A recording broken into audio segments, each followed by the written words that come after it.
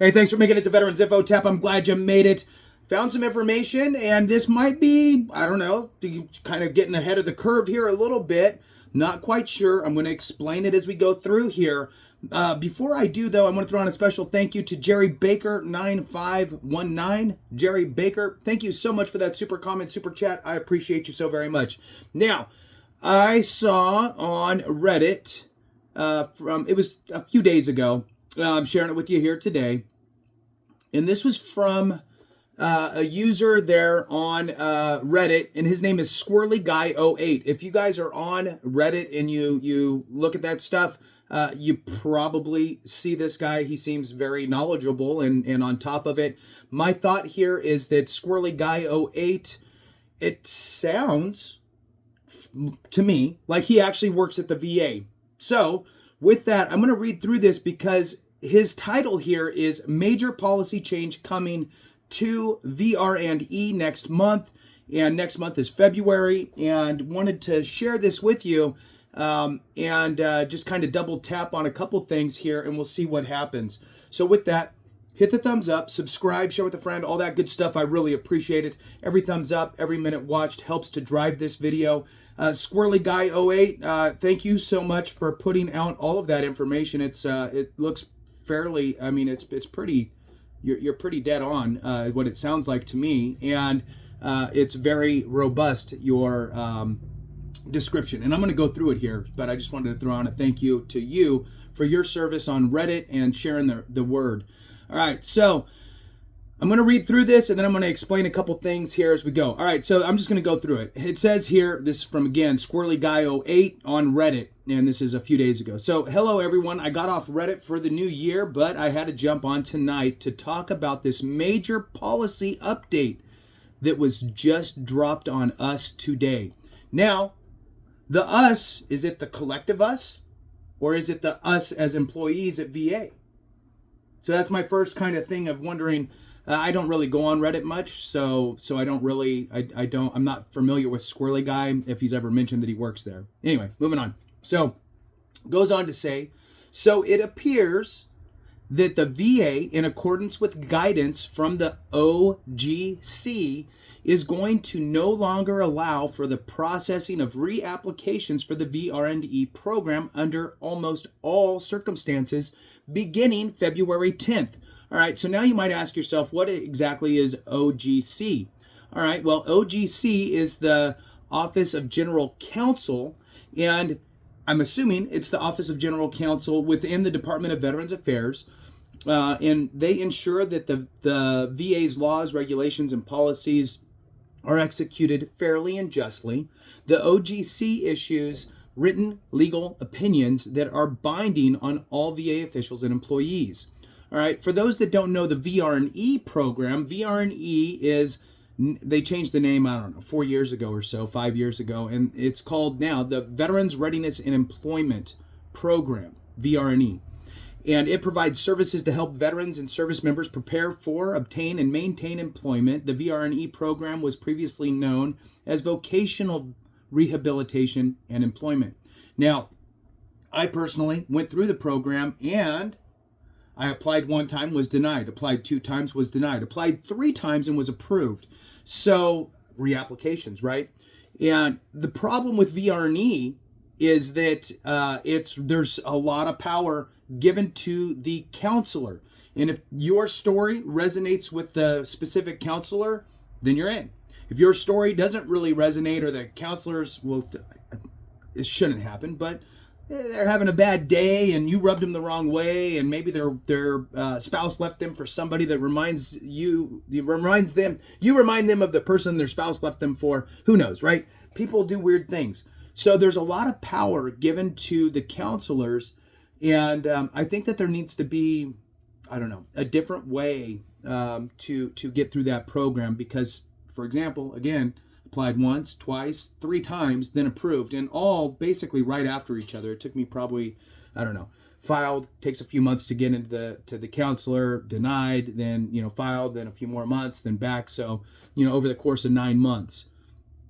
All right, what kind of things does VR&E do? Just so you are aware. Evaluations, they determine a veteran's skills, abilities, and interests for employment. Counseling, they provide vocational counseling and rehabilitation planning. Employment services helps veterans find jobs, develop resumes, and get job training. Education, provide access to post-secondary education and training. Rehabilitation services provide case management, counseling, and medical referrals. Independent living services helps veterans live independently. And self-employment, they'll help veterans start their own business. There's some qualifiers to get into VR&E, but that's not really what this video is. So I just wanted to give the high-level overview there. All right, so let's jump back into this post on Reddit from Squirrely Guy 08, which is a great name, by the way. All right. The basic policy is this. If a veteran has ever applied for VR&E and an entitlement determination was made that resulted in a 28-1902B as in Bravo, which is a form from the VA, right, with all their numbers and stuff. It's a counseling record narrative report specifically. And if that gets generated on the VA side, then the veteran cannot, in bold letters here, re-enter the VR&E program without appealing the original case closure. So you must file an appeal. If it has been more than 12 months since that case closure, then the only option for re-entering the program is by submitting a supplemental claim. Okay, so when I went through it, I just reapplied. I did not appeal anything. I just filed a new claim for the benefit VR&E. So here what he's saying is that if that form was actually generated, which I don't know how the veteran would know or not if it got generated, I would guess more than likely that it does get generated if you've made it through the process and actually got a notification that you were denied, right? So then, like with a disability claim, you have a 12-month period in which you can file that appeal. Now, you'd have to file that appeal on the original claim, and then if it goes over the 12-month period, now appeal is out of the question, and you have to file a supplemental claim to reopen, essentially, the old I guess, application. All right, so moving on. The only exception to this is if the veteran's case was closed in applicant status due to non-pursuit. So what this means is if the veteran submits the 28-1900 is scheduled for an initial evaluation but does not follow through so that an entitlement determination can be made, then his or her case closure does not prevent the submission of another 28-1900 to reopen the case. So the form in which you would use to request VR&E, you file for benefits for VR&E, and life happens, right? You're supposed to go meet with your counselor or whatever to determine the eligibility and all that good stuff and to see if you can actually get into the program for the entitlement of that program. And then for some reason you can't make it, you don't go, you just push it off and you move on with life, doing whatever you need to do. They're just going to close you out, it sounds like, and not generate that other form because they have nothing to really go off of. So they'll close it in applicant status, right, due to non-pursuit. So you're not pursuing the benefit any longer, you didn't show up, and they close it out. Now, that would not prevent you from just refiling a new application for benefit for VR&E. Now, moving on, this new policy affects prior VR&E participants no matter how many years have passed since their previous entitlement decision was made. If you participated in the program over 20 years ago and reapply, you will simply be sent a letter stating that you can't reapply and must choose an appeal route instead. And if it's been more than 12 months, then the only option is the supplemental claim. Now he goes on here to say, and again, this is from Squirrely Guy 08 on Reddit. He goes on to say, guys, be mindful of this if you've had any desire to re-enter VR&E in the near future, and consider submitting your 28-1900s now. In other words, your application for VR&E, which you could do online. You could file for VR&E online. You can go to an accredited representative. have them help you with it. So moving on here. So what he's saying is file now before the February 10th timeframe that he is giving. If you end up having to do an appeal, you can still re-enter the program, but here's the rub. Nobody really knows who will be reviewing those appeals that are about to flood the VR&E offices nationwide. Much less what the wait times will be, that's true, on those decisions. This is a radically new policy, so nobody knows just what the impact will be until we're deep in the weeds on it. Of course, this is, again, alluding to he actually works at the VA, sounds like to me. So it's nice to have somebody on the inside. I personally never worked at the VA. I was an accredited veteran service officer for many years, and I've been in the veterans benefits world for more than 12, 14 years, something like that. So, all right, moving on. Of course, a lot can happen in the next 3 weeks. Big VA could get pushback from veterans groups and decide to reverse course or at least delay its implementation. But as it stands, anyone who has ever applied for VR&E and completed an initial evaluation will be forced to submit an appeal if they want to use the program again. Here's another caveat. A question was asked on the call today about a veteran who reapplies, again, alluding to the fact that he works there, right?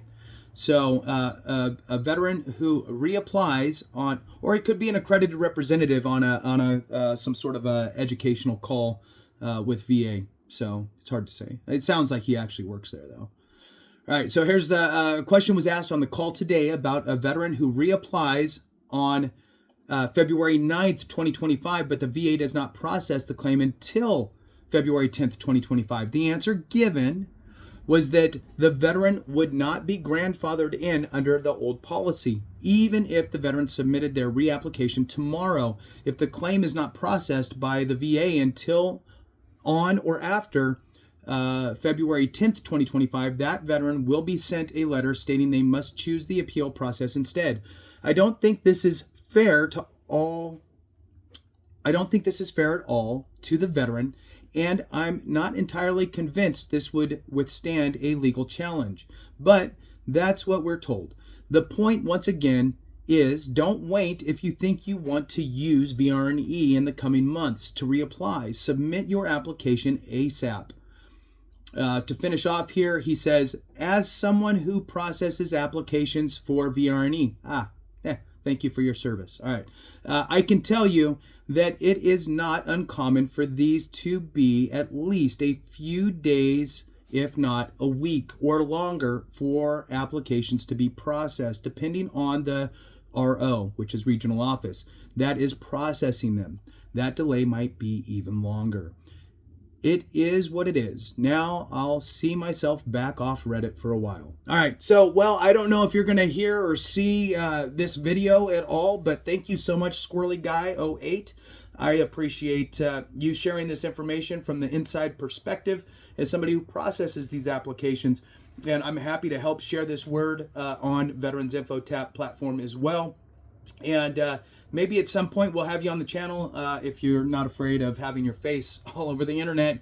Don't know how much you're trying to stay behind the curtain with the fact that you work there. So with that, thank you so much for watching. I appreciate every single one of you. Have a great one. And remember, if we don't take care of each other, something went wrong.